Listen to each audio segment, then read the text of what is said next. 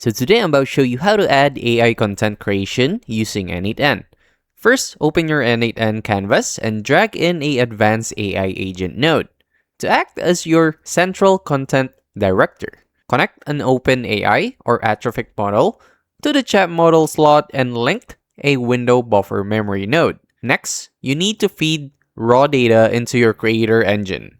Connect an RSS feed, Google Docs, or Firecrawl web scraper node.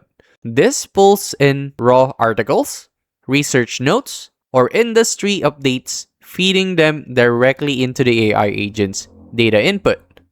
Finally, write an explicit system prompt in your AI agent node, specifically the output style type act as an elite content marketer, transform the incoming research text into a high converting, 3-part marketing sequence consisting of an SEO blog, a LinkedIn post hook, and a punchy tweet. And that's it. That's how to add AI content creation using N8N. If this helped you out, make sure to like, subscribe for more quick tutorials like this, and comment down below what other topics you want me to break down next. I'll see you on the next one.